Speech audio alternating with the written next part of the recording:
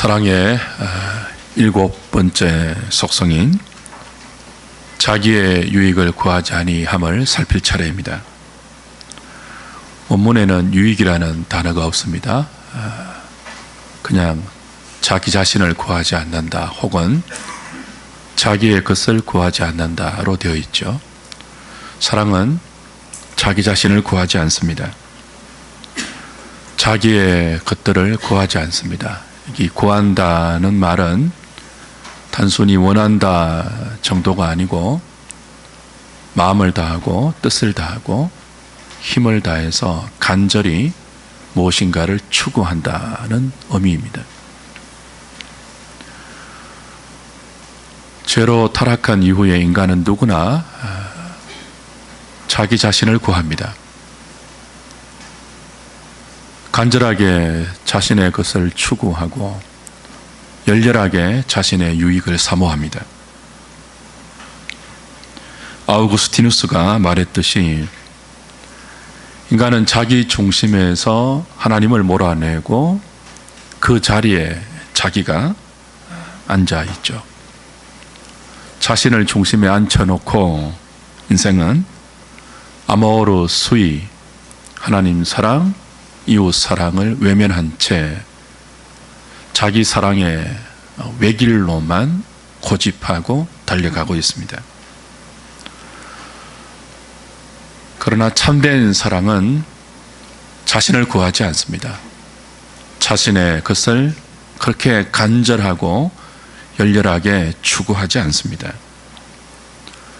인생이 죄를 짓기 전에, 타락하고 부패하기 전에는 자기보다 하나님을 더 사랑했고 이웃을 더 사랑했습니다. 자신을 추구하기 전에 열렬하게 추구한 것은 하나님이었습니다. 자신의 유익을 구하기 전에 이웃을 배려하고 다른 사람을 유익하게 했죠. 아우구스티누스는 이런 삶을 아모르 데이라고 했습니다.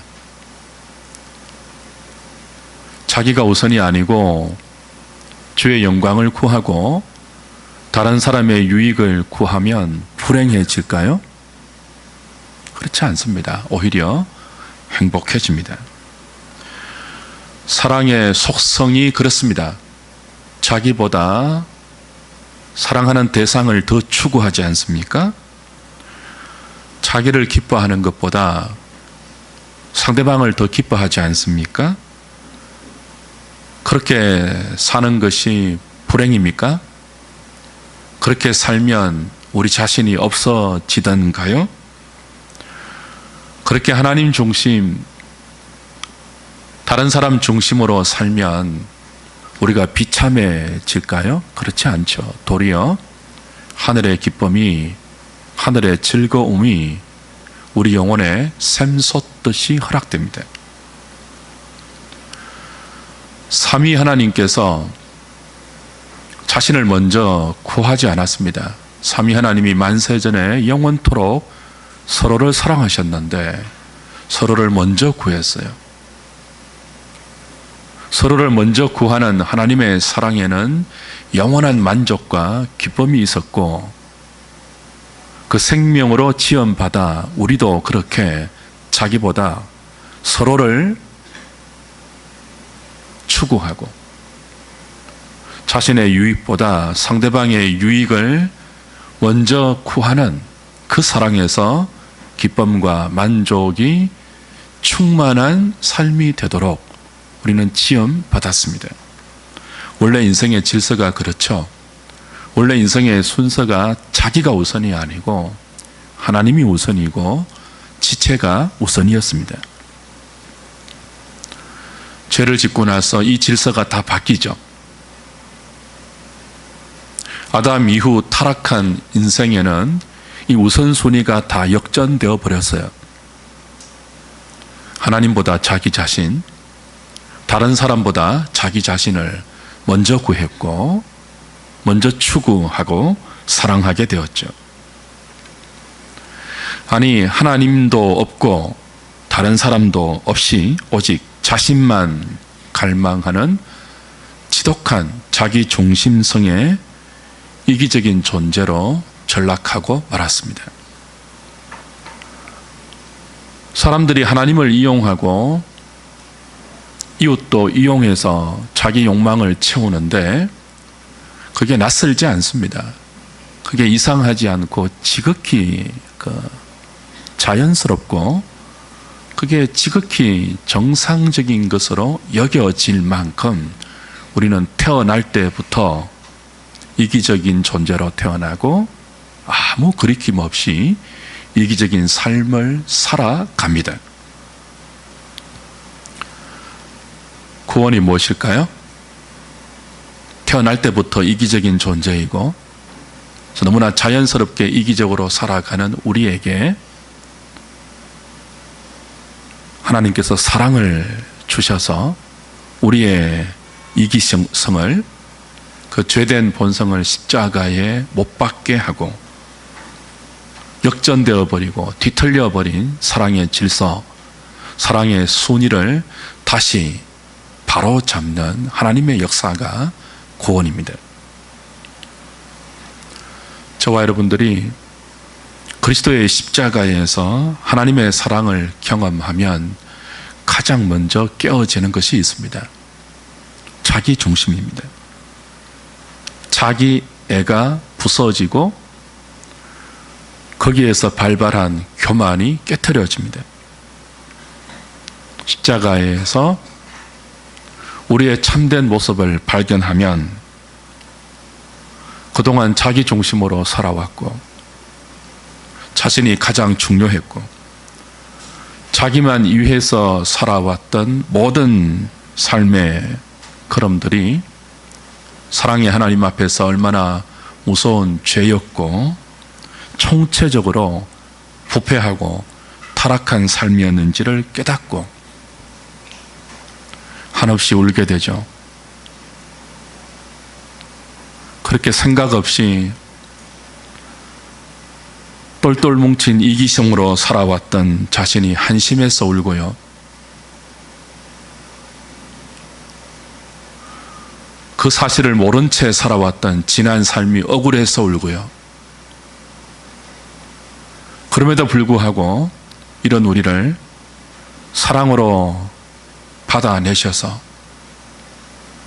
은혜로 구원하신 하나님의 놀라운 은혜가 너무 감사해서 옵니다. 이 시대는 저와 여러분들에게 끊임없이 부축입니다. 자신을 위해서 살아라. 자기를 추구해라. 그것이 모든 사람을 사랑할 수 있는 길이다. 그렇게 외쳐요. 근데 거짓말입니다. 순서가 잘못되었습니다. 그건 사랑의 바른 길이 아닙니다. 바른 길은 자기를 사랑하기 전에 하나님을 사랑하고 다른 사람을 사랑하는 것이 바른 질서이고 바른 순서이고 그것이 사랑하며 살아가는 바른 길입니다. 사랑은 자신의 유익을 구하지 않습니다. 하나님 사랑, 이웃 사랑을 외면하고 오직 자기만 추구하는 삶은 사랑에서 불가능합니다. 하나님의 사랑은 십자가를 통해서 그리스도 안에서 그의 백성들에게 부어져서 하나님의 영광을 구하는 인생의 원래 목적을 회복시키죠. 십자가를 통해서 저와 여러분들에게 부어졌던 그 하나님의 사랑은 이웃을 내 몸처럼 사랑하라는 사랑의 질서와 사랑의 순서도 회복시켜 줍니다. 만약 우리가 신자라 하면서도 아직까지 행복을 자기 자신에게만 국한시켜 하나님의 영광과 다른 사람의 행복과 지체의 유익을 생각하지 않는 오직 자신만 생각하는 이기적인 삶의 태도를 갖고 있다면 회심하지 못했던지 아니면 회심했다 하더라도 자라지 못한 지극히 어린아이의 신앙에 머물러 있든지 둘 중에 하나가 분명합니다. 하나님의 생명이 우리 안에 씨앗으로 들어와 있고 그 생명이 말씀의 역사를 통해서 계속 진리로 자라고 있다면 그렇게 이기적인 삶을 계속 고집할 수가 없습니다. 불가능하죠.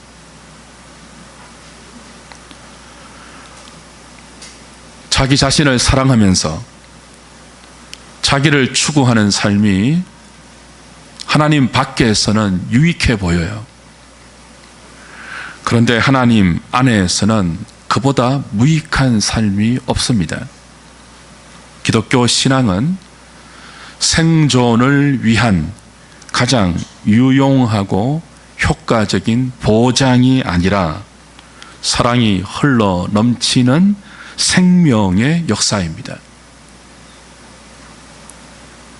생존은 다른 사람을 죽여서 자신이 유지되는 삶의 패턴입니다.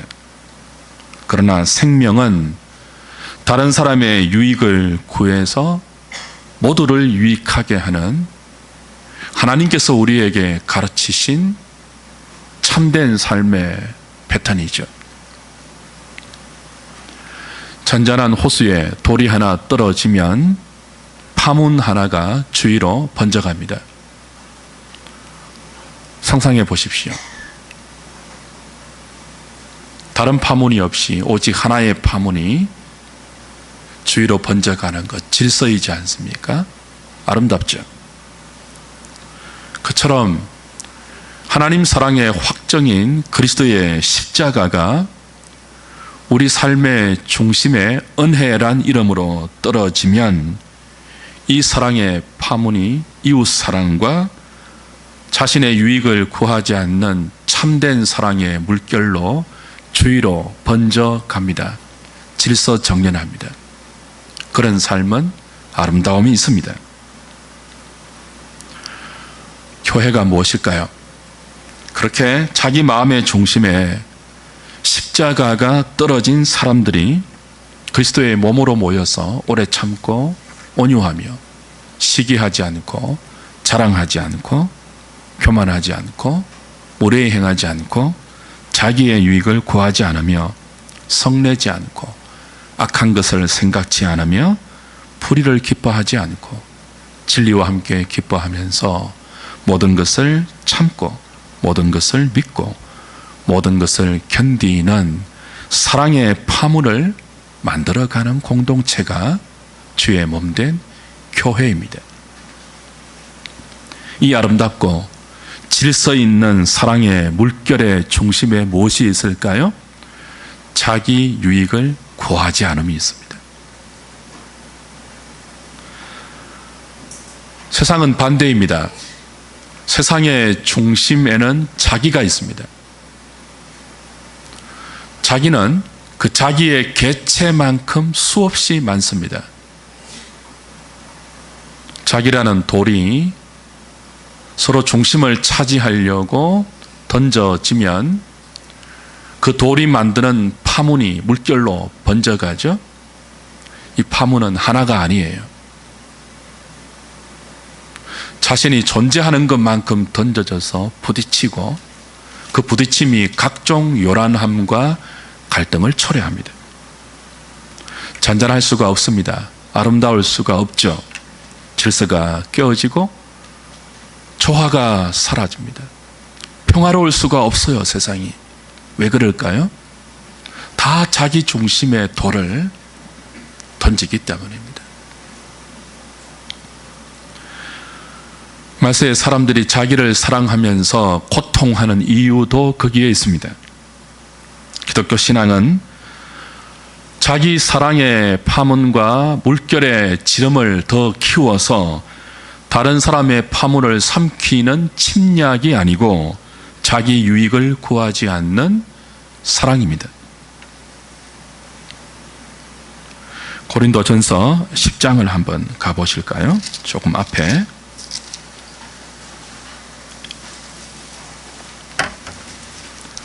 고린도 교회가 문제가 참으로 많았는데요. 그 문제로 서로 다투고 싸우는 이 고린도 교회를 향해서 바울이 이런 권면을 해요. 10장 24절 보겠습니다. 같이 읽어볼까요? 시작. 누구든지 자기의 유익을 구하지 말고 남의 유익을 구하라. 23절에 보면 모든 것이 가하나 그런 말이 나오죠. 고린도 교회는 모든 것이 가하다라는 이 헬라의 자유라는 관용어구를 동원해서 서로가 교회의 중심이 되려고 자유란 이름으로 은사란 명목으로 믿음이라는 내용으로 서로 다투고 갈라지고 싸웠습니다. 그런 교회를 향하여 바울이 권면해요. 뭐라고 합니까? 누구든지 자기의 유익을 구하지 말라. 남의 유익을 구하라. 좀 더 넘어가면 10장 31절부터 33절을 보십시오. 역시 같이 한번 읽어보겠습니다. 시작. 그런즉 너희가 먹든지 마시든지 무엇을 하든지 다 하나님의 영광을 위하여 하라. 유대인에게나 헬라인에게나 하나님의 교회에나 거치는 자가 되지 말고 나와 같이 모든 일에 모든 사람을 기쁘게 하여 자신의 유익을 구하지 아니하고 많은 사람의 유익을 구하여 그들로 구원을 받게 하라. 그렇죠? 참된 믿음은 신앙이란 이름으로 자기의 유익을 구하지 않습니다. 하나님이 허락하신 모든 은혜의 방편을 자기를 추구하는 도구로 사용하지도 않습니다.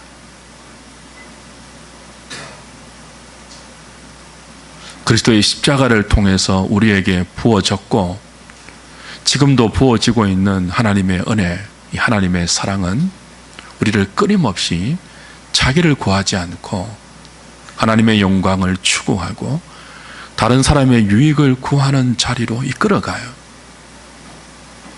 우리가 예배로 모여서 하나님을 바라보고 그분의 은혜를 열렬하게 사모하고 이 땅에서 남은 생을 우리 뜻이 아니고 주님의 뜻대로 살기를 원한다면 우리 중심에 하나님을 몰아내고 자신을 앉혀둔 그 교만한 자리에서 내려와 하나님을 다시 우리의 중심에 모시고 그분이 우리를 이끌어가는 지체의 유익을 구하는 그 사랑의 자리로 이끌려 가야 하죠. 디모데전서 6장으로 한번 가보십시오. 디모데전서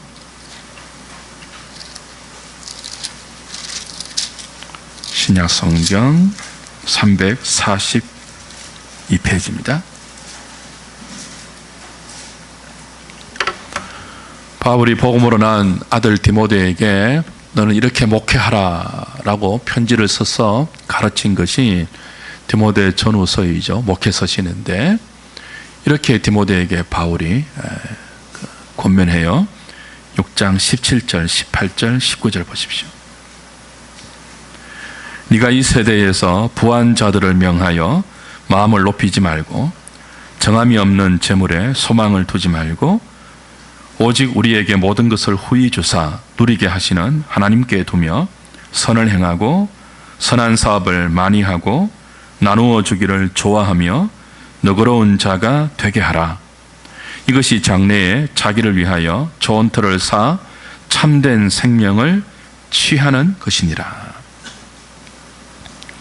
이렇게 목회하라고 가르치는 거예요. 교인들을 진리의 말씀으로 이끌 때 이런 자리로 이끌어 가라는 거예요. 지금 이 세대는 예나 지금이나 동일해요. 부자가 되기 위해서 기울일 수 있는 자신의 모든 마음을 기울이는 시대입니다. 보편적인 인생의 최고의 목적, 최종의 목적이 뭡니까? 부자 되는 것 아니던가요? 그 자리에 가기 위해서 사람들은 쏟을 수 있는 자신의 마음을 다 기울입니다. 그 결과 부자가 되면 어떻던가요? 가진 것 때문에 마음이 높아지죠. 마음이 높아지면 허황된 자랑이 나옵니다. 교만과 무례함을 옷으로 입고 사람들 앞에 어리석은 자랑과 어리석은 모습을 위세로 떨치게 되죠. 부자가 되지 못하면 어떻게 됩니까? 자신이 가난하다고 느낄 때, 자신이 상대적으로 못 가졌다고 느낄 때, 그 박탈감에 시기와 성냄을 가슴에 독처럼 품고 자신도 높아질 것을 꿈꾸며 살아갑니다. 그 역시 마음이 높아진 거죠. 부자이든 가난한 자이든 인생은 모두 정함이 없는 재물에 소망을 두고 살아갑니다. 바울은 디모데에게 말하여 이 세대의 부한 자들에게 명하라. 어떻게 명하라고요? 정함이 없는 재물에 소망을 두면서 살지 못하도록 너는 목회자가 되어서 그렇게 목양하라. 그렇게 당부하는 거죠. 어떻게 하든지 교인들이 하나님께 소망을 두고 살도록 가르쳐라. 선을 행하는 인생 되도록 선한 사업을 많이 하라고 명하라. 나누어 주기를 좋아하는 너그러운 교인들로 만들어라. 그것만이 자기를 위하여 참된 생명을 취할 수 있는 좋은 터가 되기 때문이다. 그렇게 명합니다. 사랑하는 여러분, 저와 여러분이 하나님께 소망을 두고 이 땅에서 하나님 나라와 다른 사람을 위해서 내 것을, 주께서 내게 맡기신 많은 것들을 나누고 희생하고 섬기면 때가 되어 또 다른 세상에서 모든 것을 얻습니다. 많은 것을 얻는다고요. 그러나 정함이 없는 재물에 소망을 두고 선을 행하지 않고 나누지 않고 자기 자신만 사랑하는 삶을 계속 고집하면 때가 되어 다른 세상에서 모든 것을 잃게 됩니다. 그리스도 예수께서 우리에게 사랑을 주셨습니다. 그리고 그 사랑을 맡기셨습니다. 내가 너희를 사랑한 것처럼 너희도 서로 사랑하라고 당부하시고 하늘에 올라가셨습니다. 아버지와 함께 성령을 보내셔서 그렇게 주님처럼 사랑하며 살 수 있도록 계속 은혜를 부어주고 있습니다. 그 주님이 다시 오실 때가 있습니다. 구름을 타고 다시 오셔서 우리의 영원한 구주로 우리 앞에 오실 때가 있습니다. 그때 저와 여러분들이 그 다시 오시는 주님 앞에서 그분이 준비해 놓으신 그 영원하고 아름답고 질서로운 그 세상 앞에서 그 하나님 나라의 주인 앞에서 우리가 어떤 말을 할 수 있고 무엇을 내어드릴 수 있겠습니까? 사랑하며 산 삶의 흔적 외에는 하나님 앞에 아무런 유익이 없습니다. 아무런 가치도 없습니다. 사랑을 묻어두고 그 사랑 밖에서 자기의 유익만을 구하고 살았던 모든 삶의 노력들은 그 노력들에 근거해서 얻은 모든 계급과 상장과 모든 사람들의 박수와 칭찬과 인정은 아무 유익이 없습니다. 철저하게 무익할 뿐입니다. 마태복음 24장, 25장, 14절부터 30절까지를 보면 여러분이 잘 아시는 달란트 비유가 있습니다. 주인이 먼 나라를 가면서 그의 종들에게 5달란트, 2달란트, 1달란트를 맡기고 타국으로 갑니다. 5달란트 받은 종, 2달란트 받은 종은 남기죠. 남겨서 주인이 왔을 때 돌려줍니다. 1달란트 받은 종은 어떻게 했습니까? 주인이 굳은 주인인 줄 알고 땅을 파서 그 달란트를 묻어두고 주인이 다시 올 때 여기 있습니다라고 한 달란트를 그대로 돌려주죠. 그때 주인이 이 한 달란트 돌려주는 종에게 무엇이라고 합니까? 이 악하고 게으른 종아, 무익한 종아라고 책망합니다. 내가 심지 않은 데서 거두고 해치지 않은 데서 모으는 굳은 주인이 아닌데 네가 어찌 나를 심지 않은 데서 거두고 해치지 않은 데서 모으는 굳은 주인으로 알고 내가 맡긴 달란트 이걸 땅에 파묻어 두고 그 밖에서 네가 꿈꾸고 네가 바라고 네가 계획하고 나의 뜻과 상관없는 너의 인생만 펼쳤단 말이냐. 약하고 게으른 종아, 너는 내 나라의 즐거움에 참여할 수 없다. 네가 나의 뜻을 파묻어버리고 너의 뜻대로 살았던 것 같이 내 나라에서 쫓겨나 이 뜻을 펼치고 슬피 울며 이를 갈고 살아라. 그런 최후의 판정이 떨어졌습니다. 왜 한 달란트 받은 종이 바깥 어두운 데 쫓겨나서 슬피 울며 이를 가는 주인에게 내침을 받았을까요? 남기지 못해서입니까? 왜 그랬을까요? 남기지 않았어가 아니에요. 그는 주인을 오해했습니다. 선한 주인을 굳은 주인으로, 악한 주인으로 오해했습니다.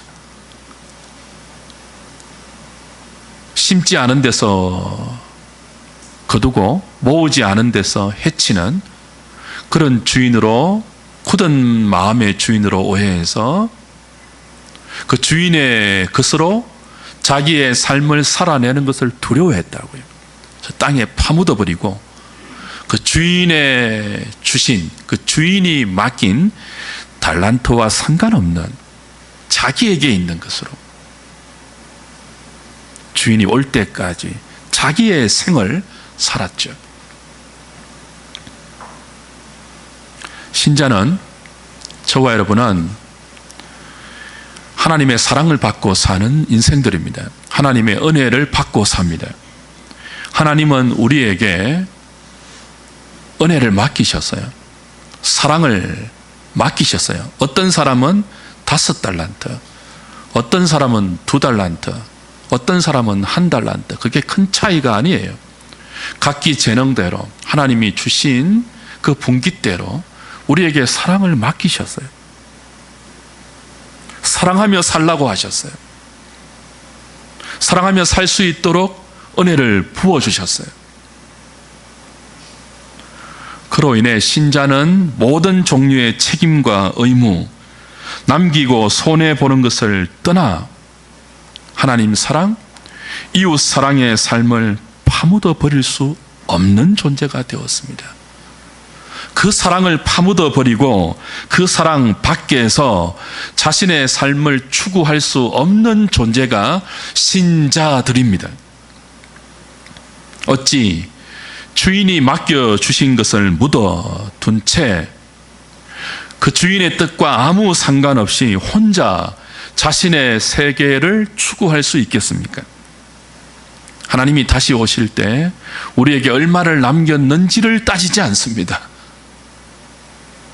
주께서 우리에게 맡겨주신 그 사랑을 땅에 파묻지 않고 설령 잃어버리고 손해보더라도 사랑하는 삶을 시도했느냐, 사랑하는 삶을 살았느냐, 그것을 보시죠.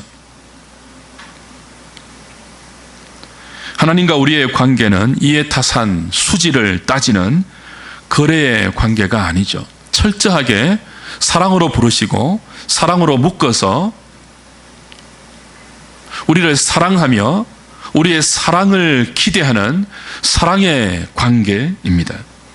얼마나 남겼는지 하나님 앞에서 중요하지 않습니다. 설령 다 까먹는다 할지라도 하나님의 뜻대로 그저 있는 힘을 다해 사랑하면 됩니다. 그렇게 살 수 있는 자체가 하나님 중심으로, 이웃 중심으로, 자기 중심을 떠나 그렇게 사랑하며 살 수 있는 그 자체가 신자들에게만 허락된 특권이고 영광이고 명예이고 보상입니다. 아무도 그렇게 살지 못합니다. 오직 십자가에서 사랑으로 주님을 만난 주의 백성들만이 그 중심이 바뀐 채 자기 사랑을 해체하고 그렇게 살 수 있는 거죠.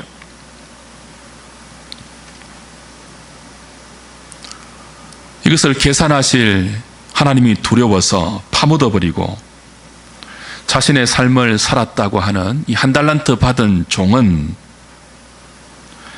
자기 욕심과 자기 정욕대로 살았던 삶을 핑계하는 핑계에 불과하지 정당한 변명이 아니죠. 그는 주인과 자신의 관계를 거래의 관계로 전락시켜 버렸고 선한 주인을 굳은 주인으로 모욕해 버렸습니다. 결과는 주인의 뜻과 상관없이 살아서 주인이 돌아왔을 때 주인의 나라에서 쫓겨나 슬피 울며 이를 간 그 심판이 그의 운명이 영원한 운명이 되었던 것이죠. 주 안에서 사랑하는 여러분,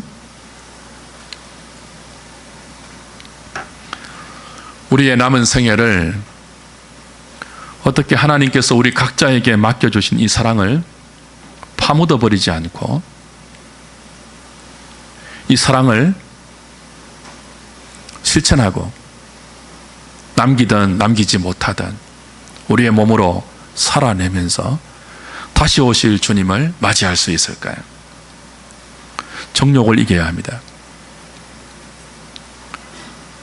사랑을 파묻어버리고 자기 욕심대로 살게 하는 것이 정욕이지 않습니까? 헤도네라는 정욕이거든요. 야고보서 4장 1절을 찾고 말씀을 좀 마무리하겠습니다. 야고보서 4장입니다. 히브리서, 야고보서, 신약성경 374페이지입니다.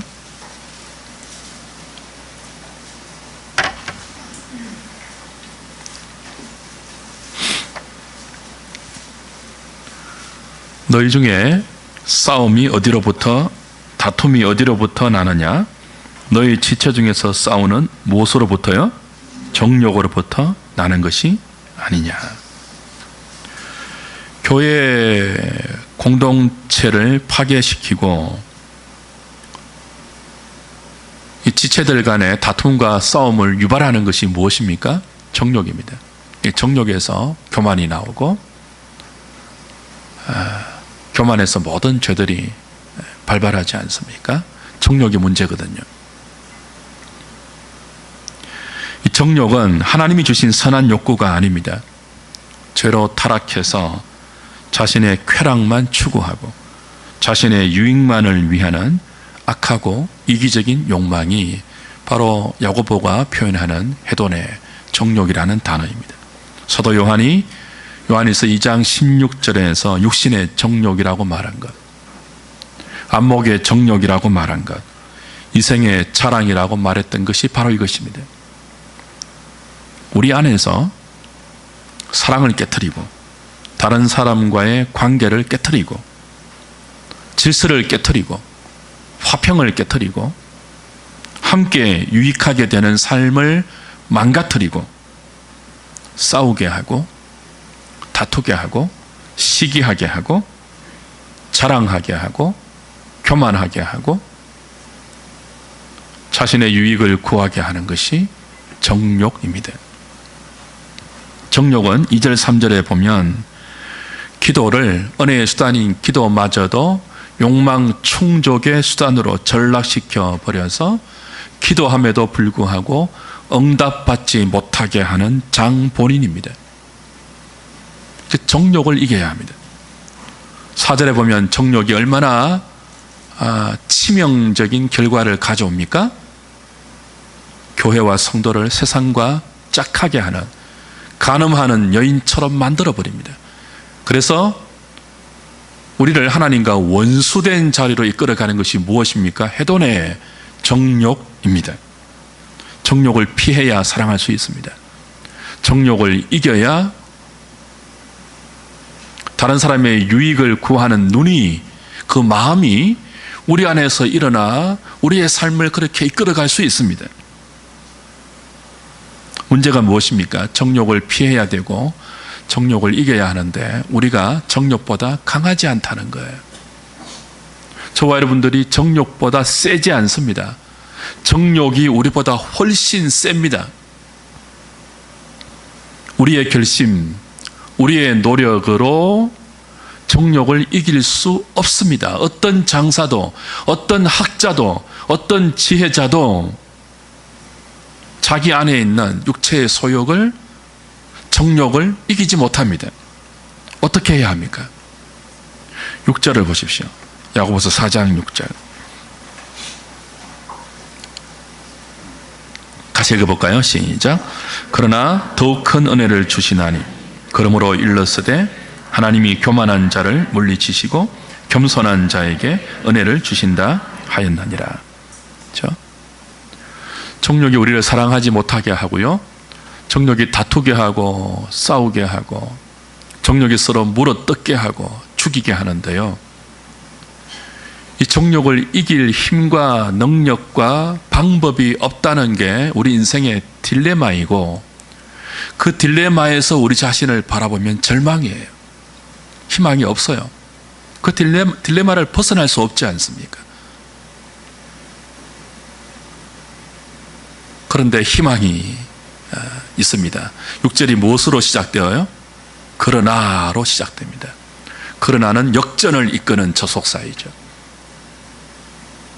정욕에 무기력한 우리 자신을 바라보면, 우리의 실존을 바라보면 절망밖에 나올 것이 없지만, 그러나 성도에게는 무엇이 있습니까? 정욕보다 더 큰 하나님의 은혜가 있습니다. 우리 자신은 정욕보다 작아요. 정욕이 우리보다 크고 세고 강해요. 절망이에요. 탄식이에요. 그러나 정욕보다 큰 무엇이 있다고요? 은혜가 있습니다. 하나님의 은혜가 있습니다. 이것이 우리의 소망이에요. 은혜를 받아야 합니다. 자나깨나 은혜를 사모해야 합니다. 여기에 우리의 사활이 달려 있습니다. 교회에 하나님을 예배하기 위해서 우리가 모이면 은혜를 받아야 합니다. 사랑하는 여러분, 은혜 받지 말고 돌아가서는 아니 됩니다. 은혜를 받고 돌아가셔야 됩니다. 여러분, 그런 마음이 있으면 좋겠어요. 하나님, 나 오늘 주일인데 지체들과 더불어서 하나님 만나러 왔습니다. 하나님 예배하러 왔습니다. 내 안에 내가 이길 수 없는 정욕이 꿈틀거리고 또아리를 틀면서 나를 덮치기 위해서 준비하고 있는데 내가 이 정욕을 이기지 못합니다. 이대로 다시 삶의 현장으로 돌아가면 또 지고 정욕에 이끌려 죄의 종이 되어 자신만 추구장창 추구하면서 무익한 삶을 살 수밖에 없습니다. 은혜를 주십시오. 정욕을 이길 수 있는 더욱 큰 은혜를 주십시오. 이 은혜를 주지 않으면 나 돌아가지 않겠습니다. 나 집에 안 갑니다. 나 여기 버티고 있을 겁니다. 그런 마음이 저와 여러분들에게 있으면 좋겠어요. 교회는 그런 마음으로 다니는 것입니다.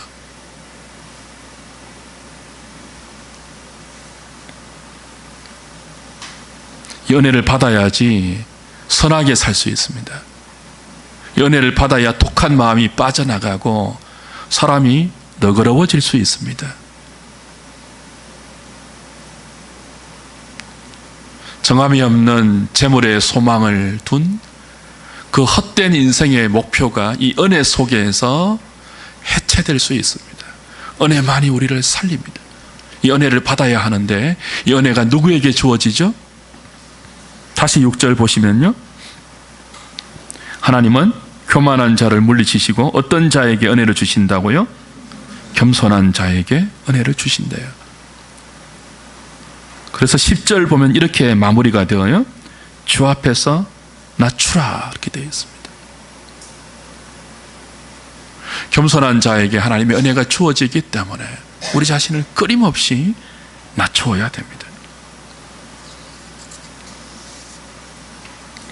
손을 깨끗이 해야 합니다. 부자가 되기 위해서, 높아지기 위해서 여러분 손에 더러운 것을 묻혔다면, 다른 사람의 피를 묻힌 것이 있다면 씻어야 돼요. 그리스도의 보혈로 씻어야 돼요. 손을 깨끗이 해야 돼요. 그리고 마음을 청결하게 해야 돼요. 8절 보십시오. 하나님을 가까이 하라. 그리하면 너희를 가까이 하시리라.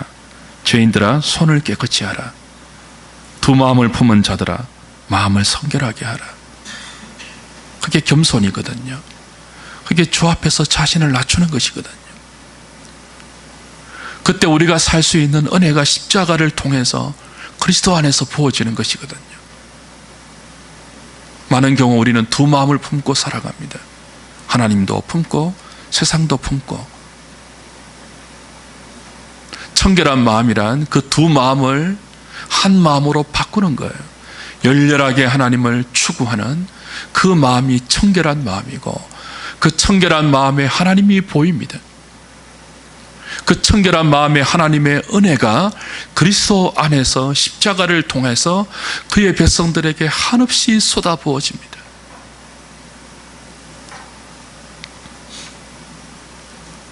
오늘 저와 여러분들이 청결한 마음으로 하나님을 간절히 사모할 수 있기를 바랍니다. 그렇지 않고 여전히 저와 여러분들이 예배를 드리면서도 정함이 없는 재물에 소망을 두고 그것을 추구하고, 그로 인해 우리 자신의 안위와 높아짐을 꿈꾸고 있다면 슬퍼해야 합니다. 애통해야 합니다. 울어야 합니다. 우리 안에 사랑할 능력이 없는데 어찌 웃을 수가 있겠습니까? 웃으면 안 되죠. 웃을 때가 아니죠. 사랑하라는 주님의 뜻을 악하고 무익하고 게으른 종처럼 땅에 파묻어 버리고 그 주님의 뜻 밖에서 끝없이 자신의 욕망만 추구하는 삶이 십자가 밑에서 우리의 눈에 목도될 때 우리는 웃을 수 없습니다. 우리 자신이 그런 삶을 살고 있는 것을 깨닫는다면 슬퍼해야 합니다. 애통해야 합니다. 십자가 밑에서 여전히 무익한 삶을 살고 있는 우리 자신을 주님 앞에 내어놓고 울어야 합니다. 사랑하는 여러분, 지금은 웃을 때가 아닙니다. 울 때입니다. 지금은 잔치할 때가 아닙니다. 여러분의 마음에 신랑 되신 그리스도가 계십니까? 그리스도가 여러분의 인생의 최고의 목적이 되어 있습니까? 그분을 더 사랑하고 싶고, 그분의 은혜를 더 많이 만끽하고 싶고, 그 사랑 안에 여러분의 삶을 안전하게 두고 싶은 열망이 샘물이 솟듯이 여러분 안에서 진리로 솟아나고 있습니까? 그러면 기뻐해도 돼요. 그러나 그것이 없는데 우리에게 솟아나는 것이 구정물처럼 부패하고 썩은 자기의 욕망과 끝없이 자기만 고집하던 이 이기성만 있다면 울어야 됩니다. 신랑을 잃어버린 것입니다. 금식할 때입니다. 울어야 할 때입니다. 그때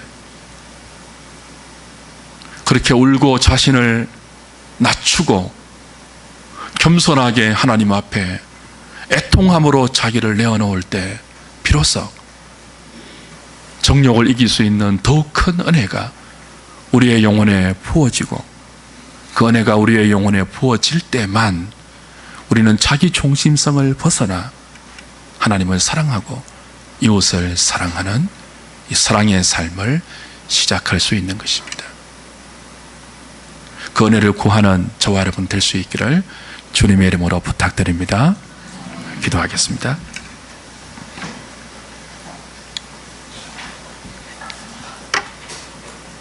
하나님, 자기 유익만 구하는 우리를 불쌍히 보시고 사랑으로 찾아오셔서 하나님을 사랑할 수 있고 이웃의 유익을 구할 수 있는 신자의 특권을 우리에게 맡기셨고 그 능력을 우리에게 맡기셔서 어떤 사람은 5달란트, 어떤 사람은 2달란트로, 어떤 사람은 1달란트로 우리에게 주시면서 내가 너희를 사랑한 것처럼 너희도 서로 사랑하라 하셨습니다. 사랑이 우리를 향하신 주님의 뜻임을 확인받았습니다. 이 주님의 뜻을 땅에 파묻어 놓고 주님의 뜻과 상관없이 우리의 욕망을 펼치는 악하고 무익한 종의 자리에 가지 않도록 우리를 불쌍히 보시고 정욕을 이기는 더욱 큰 은혜로 우리 영혼에 부어 주시옵소서. 그리하여 하나님을 사랑하고 이웃을 사랑하는 자기 유익을 구하지 않는 참된 사랑의 삶을 이제부터 한 걸음씩 내디디며 살 수 있는 주의 백성들 다 되게 하여